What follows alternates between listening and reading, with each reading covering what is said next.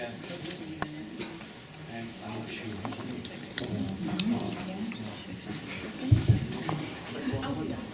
All right. It's question and answer time now. Any questions?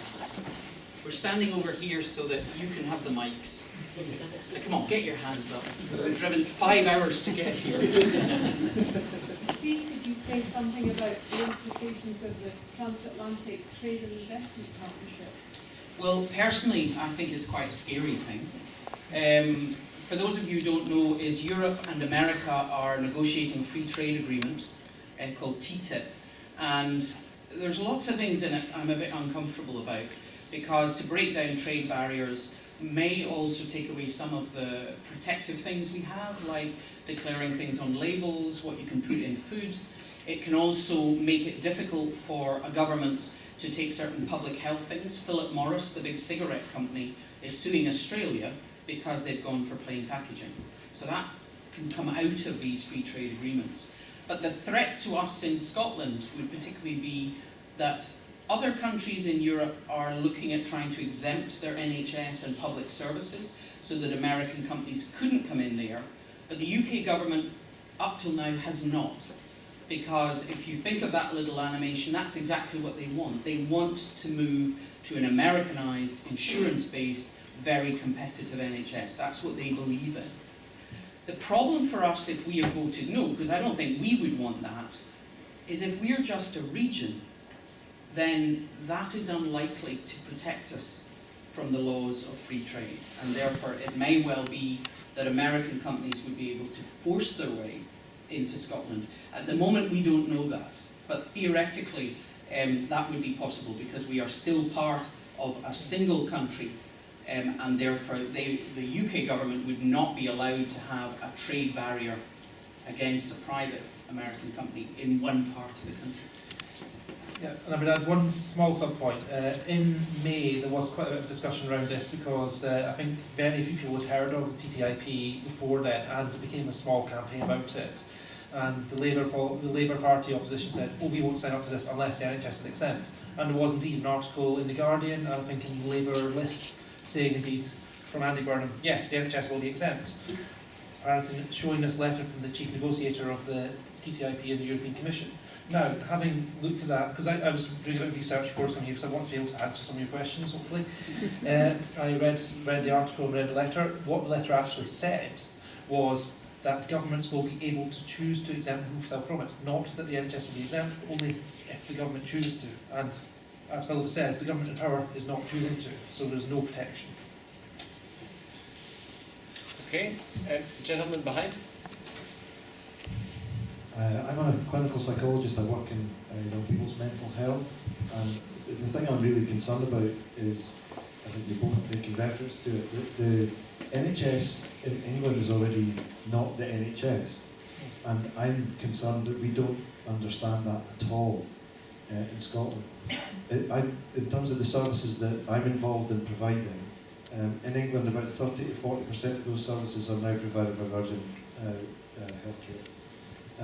To the point at which the training of clinical psychologists in England is now a serious problem, because that's obviously a public funded process, but the reality is now it's a public funded process that's allowing Richard Branson to make money. That's not going to the common good anymore, and at some point there has to be a balance in terms of saying we can no longer train our doctors, our medics, our nurses, our psychologists in the public sector to work in the private sector. So I mean, that kicked off with the independent treatment centres under Labour for things like surgery, because obviously a young surgeon will start off with, hernias and veins and hips and so on, and those were the very things that got taken off to independent treatment centres. So suddenly you had district general hospitals that actually weren't doing what you would think of as bread and butter operations, and we started to have that. But it's exactly as you say.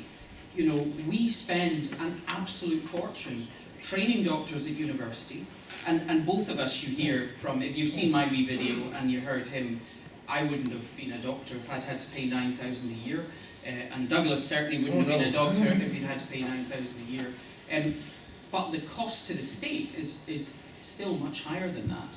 But like the talk what I mentioned about Staffordshire looking at putting out its cancer services, there's no possibility of Virgin, who are bidding for it, setting up linear accelerators to deliver radiotherapy. So they would have to take over the linear accelerators from the NHS. And that's the whole thing. The whole private system has always fed off the NHS. And here it's going to be worse. If you imagine, say they win that cancer contract for 5 years or 3 years or whatever it is, and they've either, the NHS one has withered away because there was no funding, or they've taken it over. Who's going to bid in 5 years' time? Because the NHS cancer service, clinical psychology service, whatever it is in an area, will no longer exist to bid back. And it's just going to go on. I think the risks are particularly also there for more rural areas, because obviously nice big juicy populated areas are going to go, and rural areas are not going to be of interest to the private sector to the same extent. Yeah. And my biggest fear is that we'll become more and more, well, it will become, because obviously we're all going to vote yes and it won't happen in Scotland, but it will become more and more like America. And yeah. having spent some time in America trying to make sense of their health and social care system, if you've got money, no problem at all. If you don't have money or you're struggling with money, your life chances are extremely... Well, Mrs. Thatcher talked about that. I mean, she aspired to move to an American system. I mean, she talked about if people had private health care, then they shouldn't have to pay that bit of tax, and they would get like a rebate and all of this kind of stuff, because she wanted it to move over. Now, the NHS was just in no way capable of people coming in and paying for stuff. I mean, we didn't have that structure.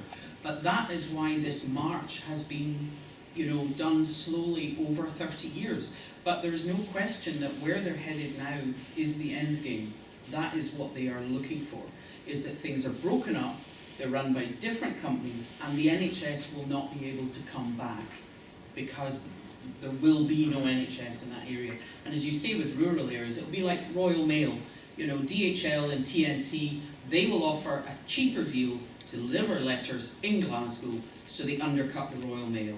But they don't want to deliver to Mull or Arran or Mull of Kintyre or whatever, and it'll be exactly the same. So the cities will initially think they have quite a good deal, until they start tightening the screws once they're totally in control. But the rural coverage will be impossible to deliver. And they make no bones about that. The Secretary of State no longer has legal responsibility to ensure everyone in England has health cover. That was removed by what Prof. Alison Pollock calls the Abolition Act. So the blame all goes back to the commissioning groups of GPs. I think the key phrase in that is what they describe as any qualified provider. Essentially, it's not actually defined who said qualified providers are, and equal. So the Secretary of State will say, it's not my problem, anyone can provide healthcare, it's not my responsibility to do it, it's up to people to decide if and how it happens, and if it happens that they can't get a person to do it, it's not their problem. It's also one of the things that worries me. I mean, we've been lucky because of devolution, we've gone back. I mean, we threw out all the letterheads and we've gone back to being a single, unified public NHS in Scotland. I had the opportunity to lead on writing the breast cancer standards for Scotland back in 2000, and breast surgeons, indeed breast specialists from all over Scotland, we meet every year, we look at our data, we share ideas. You're not going to see Debenhams and M&S sitting around the table sharing ideas over how to deliver good customer care, because they're competitors, and that's what you have down south. And Breast Cancer Campaign wrote to me, because I do some work for them and for Breakthrough Breast Cancer, saying that the NICE standards, which only came out in 2009, are not being collected or audited or published, because they're all rivals. And when they wrote to the government, what they were told was legally, it's these groups of GPs who actually have the legal responsibility to ensure any service they commission is of high quality. Now, how, no disrespect, a group of GPs could say that a local breast unit was actually doing the right thing is completely beyond me. And one of the regulators they have, called Monitor, who are the ones, they specifically look at the foundation trusts, the big famous ones, Barts and Jimmy's and Leeds and all that kind of stuff. They have 337 members of staff. 21 of them ever worked for the NHS. 7 of them are clinical. To inspect all the foundation trusts in England. I mean, that is just gobsmacking. And yet they have 30 senior executives and they have 30 heads of strategic communication. Because that's what it's about. It's about how it looks. It's about spin. And I mean, I'm very sorry for people who are in England. I think the way we can help them is to take independence, to make sure we utterly protect our NHS, and to show that there's another way. Because what they've been told, and what we've all been told for decades, is there's no alternative to the market. We're all just cannon fodder for multinationals, and we have to accept it, because that's how it works. If we are able to show actually there is an alternative, then maybe some of the people in the north of England and the east of England will stand up and say, actually, no, we're not having this anymore. Okay, anyone else? Gentleman there. We've 2 minutes. So I'd just like a question about Toyota that was mentioned in an interview on television. I actually just saw half of it, so I didn't pick up the story, but it was my understanding that a whole pile of consultants and nursing staff and managers from our NHS had actually been invited along by Toyota to discuss some degree of privatisation within the service. within the Scottish service. Yes. Yes. I haven't seen that. I haven't seen that story. Where was that? Where was that? Was that just today? No, I think it was last week, and I think it was a news report from the BBC. I don't know, From Toyota? The car Toyota. company? Yeah, that's why I thought it was really strange, because I had one of their cars, which was very good, I have to say. But As long as it's not overheating or blowing up. I'm afraid I haven't heard that story. Are you working for Toyota? Lady in the middle at the back there. It's just a simple question. You said that as part of the Royal College of Surgeons you were party to all this information. Has that body raised any issues with the Scottish press as to why these issues are not being publicised here? Because it's very important that they are. Because you would have some power as the body you belong to do that. Yeah. Well, the service they provide is not particularly to do with politics. It's just simply they have an automatic system that picks up any health stories and people who sign up for the register. I mean, I've been getting them for years. It's not to do with independence. And as I said, initially I signed up to it so I would see breast cancer stories and be prepared for when I get asked things in the clinic. And then started over the last couple of years to see these. I mean, I have certainly been speaking out since March. Obviously, a speech that I made then went kind of viral in May, and that is what has finally dragged the NHS kind of into the debate up here and into the media. So, and we now have what was launched after that is the group represented here, NHS for Yes. We've been writing letters to the paper, we've had articles in the papers, and we're trying to do our best to raise awareness of that. I don't think the college of itself would particularly take that on because, like a lot of institutions, it would remain neutral because there will be people in it who at the moment are still no voters and people within it who are yes voters. Because some of them will not have yet started doing their homework. And that's our problem. We don't control the media. The media is feeding people a diet that is absolutely against independence, and that's both the print media and the BBC. And people are used to trusting what they read in the paper and what they see in the telly. And unfortunately in this, I'm sorry, it comes down to you. You need to pick up the sheets of websites, you need to get on the internet, you need to do your homework, and you need to make what you think is the right decision. And that's all any of us can do. But no, I don't think that the college would speak out as the college. But as individuals, there's a growing group. And if you take one of the leaflets at the back, you will see NHS for Yes. If you are part of the NHS in any role at all, go in, sign the declaration, sign up. Because the more we can show names of people who are worried about this and who believe in the NHS we have, then the stronger voice that gives us. Lady at the back. Sorry, I was just following up on the gentleman's question about Toyota. It was mentioned on BBC Question Time's Inverness broadcast. One of the nurses there mentioned that there was a delegation of managers from NHS Highland going out to, I think it was Seattle, to go through management techniques and styles. Right, okay. Right, no, that, okay, right, so that would be, I didn't see it, but that would be looking at things like management style as training for managers, so it wouldn't be doctors, unless they happen to be managers.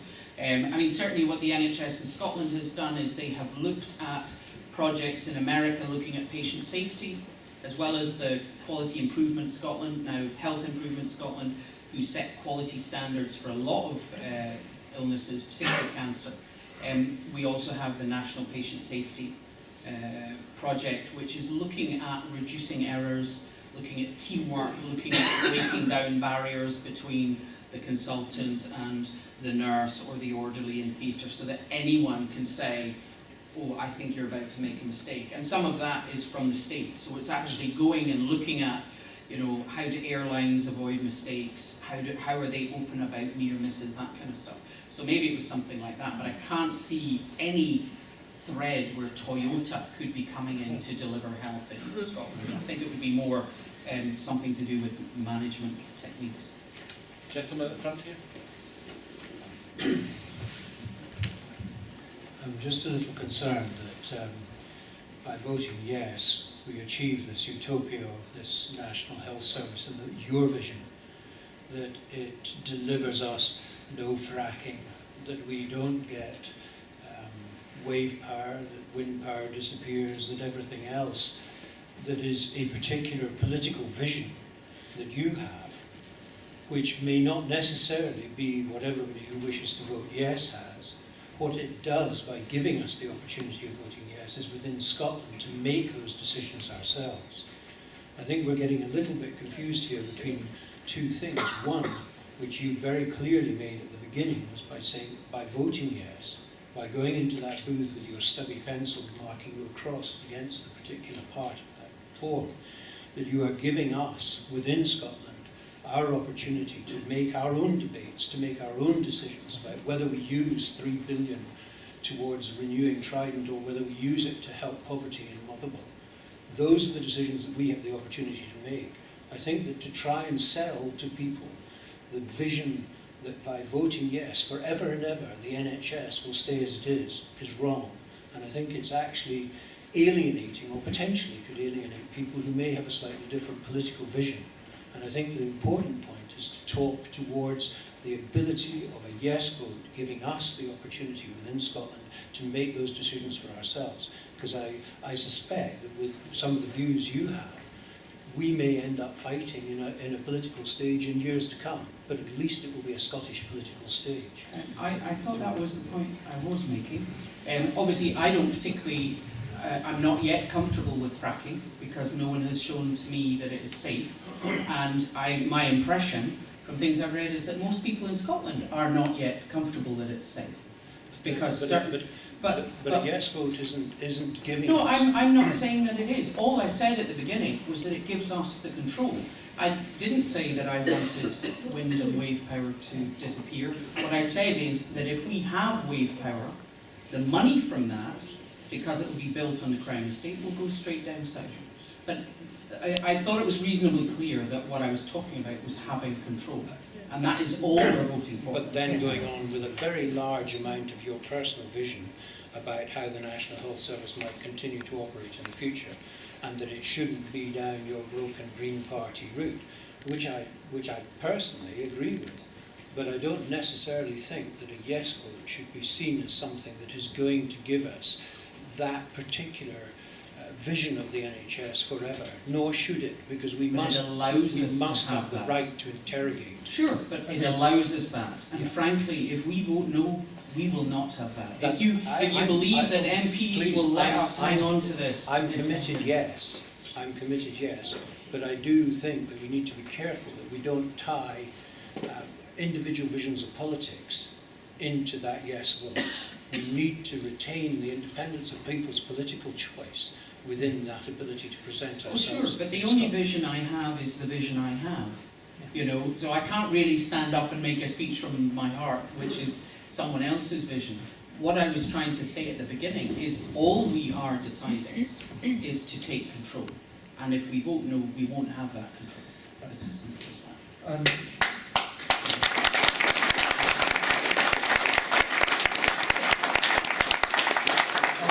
I would actually say that I'm going to agree with you both. Really, the yes vote You should is... be in politics. The yes vote is... No, I really shouldn't.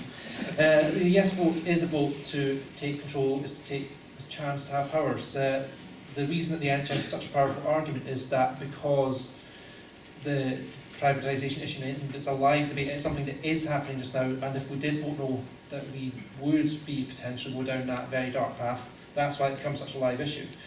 But the reverse to say, if simply what we said was that the vote is to vote for powers, then what we're going to do with those powers, and then said, well, I don't know, it's entirely up to you. That is actually the truth. That is the absolute vision of what we want to achieve in the future. It will be up to us. But if that's all we said, then frankly we'd be torn to shreds. We'd be accused of having no details. We'd be accused of not having thought it through. We'd be accused of all manner of things. So I agree that we have to be clear in the message. A yes vote is a vote for change, you know, or the ability to make the changes we want. But if that's all we said, then we'd be torn to shreds. And yes, and I do agree with you, that does lead to the danger of us looking like we're trying to impose specific political visions of the future. I'm not going to have the power to impose any political vision. I'm one person the same as you. And in 2016, all of those parties are going to have to come to us with their manifestos. And we will all choose. And our Rainbow Parliament in Edinburgh will be made up of exactly how everyone in this room votes. But to me, the big thing we will have in 2020 that we don't have now is if they have not lived up to their manifesto, we can chuck them out. And we've never been able to do that before.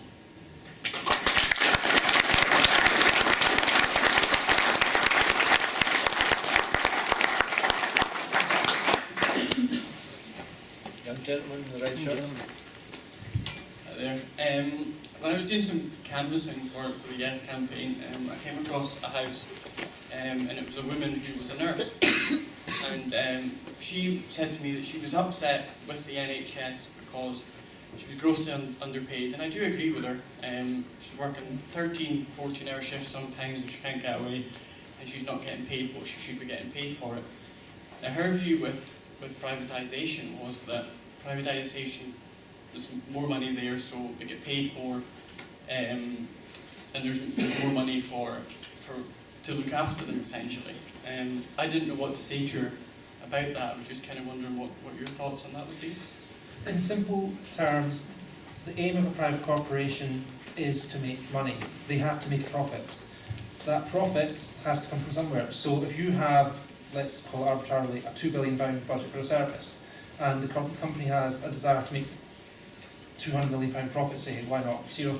But I mean, that figure can be entirely flexible. Then, by default, they're going to have either £180 million worth of service, or extra charges brought in from elsewhere, or somehow to convince the government to give them more money to make that same service work. There is no profit motive in the NHS as it stands, so the money that is spent on that particular service. So inevitably by privatisation, unless more money is going into it from somewhere, then less money is being spent on that service, and that could be staff wages, that could be pension costs, that could be, you know, sort of the actual service itself, or the number of staff. It could be any manner of things, or cheaper goods, you know, inferior drugs, whatever. I mean, certainly she wouldn't keep the pension. I mean, that's one thing that we do still have at the moment. We're hanging on to a pension. It has been changed. We all have to pay a lot more in, and we will all get less out. But in comparison to what people have with defined contribution pensions, where they put their money in, the stock market play a wee game, and they've no idea what they get out, and that's what you would get if you're working for a private company. Mrs. Thatcher in the 80s brought in outsourcing of ancillary staff within hospitals, which was cleaners, porters, catering, and secretarial staff. They all lost their jobs, they all had to reapply. And what that involved was that they had poorer pension, they didn't have the same holiday leave, they didn't have the same sick cover. So to think that if you are working for Virgin rather than the NHS, they're going to pay you more highly, I don't think I would be holding my breath. No. Alison Pollock, who, if you see her on YouTube, is very good. She's a kind of health analyst. She showed that our original version of the NHS spent 6% on admin and all of that kind of stuff, and more than 90% on actual care, including staff, but the care staff as opposed to the backroom office staff. In America, 40% goes on admin and profit and legal costs, etc. And therefore you've only got 60% of the same care. The Commonwealth Fund did a comparison of 11 NHSs across the world, including America, in 2010, and the UK came top. And they came top in 8 out of 11 parameters, including quality, efficiency, patient access, patient-centred care, safety. And we were the second cheapest. So, you know, the argument of the UK government that it's to reduce inefficiency and save money is clearly not true, because the American system was more than twice the cost per head of what we deliver here. And so their view was that actually, while of course there's room for improvement, I mean, I wouldn't argue with that, the NHS model of simply saying we pay this out of tax, we deliver it, is the cheapest and most efficient method of doing it. And that includes for the staff. Thank you. Gentleman in red.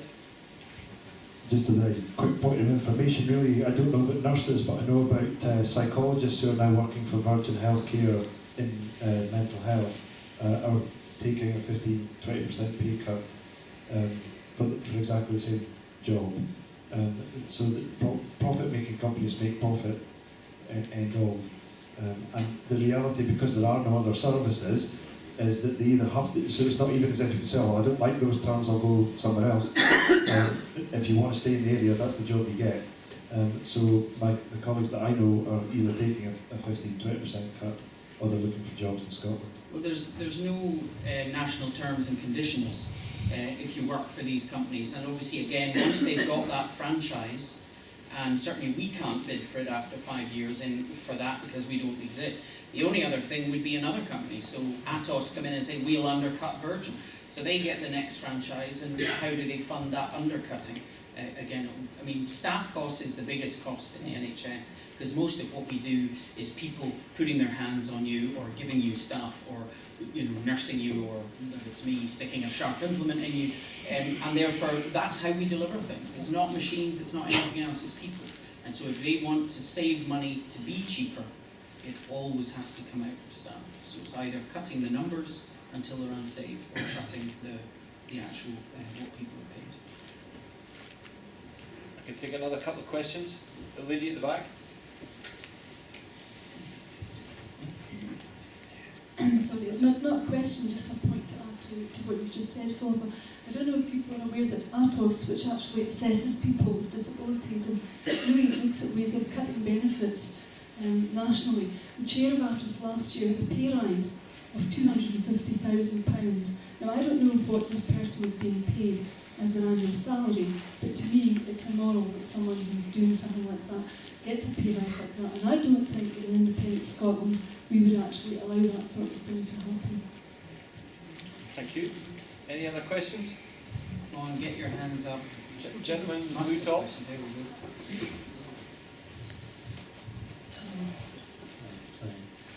My question is, as we know that we've got the nuclear subs and everything, sometimes they leak, and the years afterwards, people get like in the sense that I happened in the shipbuilding with the. Sorry, can you just point the mic a wee bit Yeah, closer to try them out here? I've never used one of these things in my life. Anyway, and the sense is, could we not in years to come by say that children's and that who live not far away from where the nuclear subs could get the cancers, and therefore we indirectly, these things take years to come out. So that could mean that there's an extra area of growth in cancer care and things like that. Obviously, that hasn't been able to be proven. I mean, there was a recent study again looking at Moray and Sellafield and things like that, and they weren't able to convincingly show a connection. The problem is the type of cancers that radiation probably causes in children are so rare that the statistics become really difficult. And therefore you actually need to go on and on and on auditing it for years and years before you would actually get anything clear. Because they've been looking at it around the nuclear power stations and processing plants for a long time.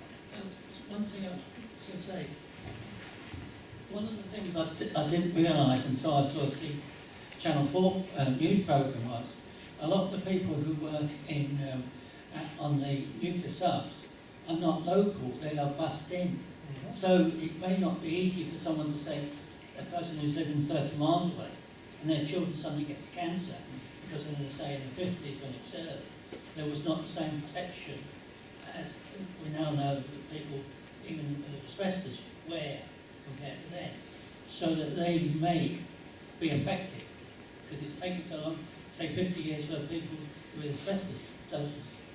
Yeah, I mean, that can certainly happen. We know that people who were involved in the nuclear testing, things like Bikini Atoll and so on, that some of the, if you remember, military personnel were just plonked on ships at different distances to actually be used in that experiment. And obviously some of them have developed diseases and cancers much later on, and that's possible. But the initial hypothesis had been that you would see more lymphomas and leukemias in children living around areas, and as yet they've not been able to show that. But as I say, that could still be exactly as you say, a kind of factor of numbers.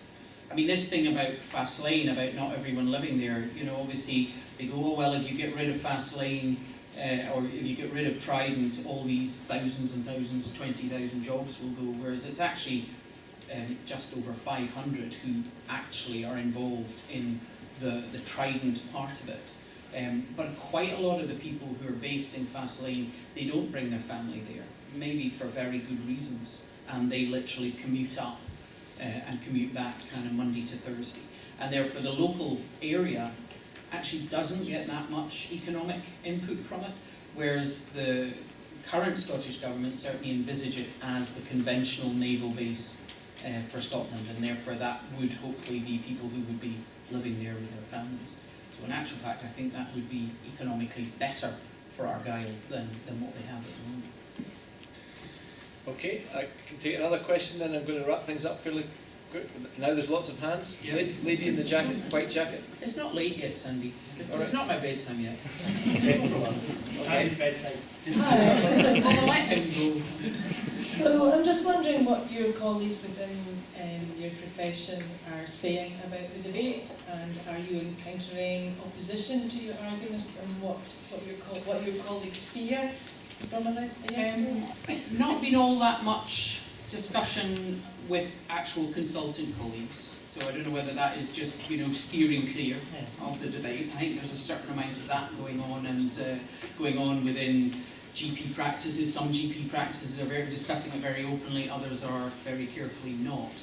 Certainly a lot of discussion among nursing staff and you know, portering staff and so on. So, you know, once my wee film started to go viral on YouTube, you know, people stopping me in the corridor.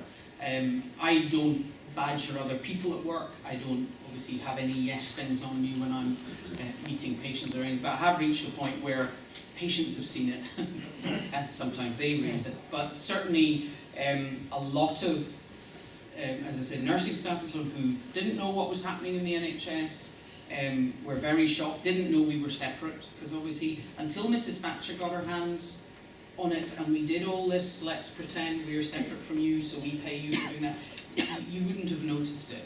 I mean, all four services worked completely together. I mean, back then actually England and Wales were one service.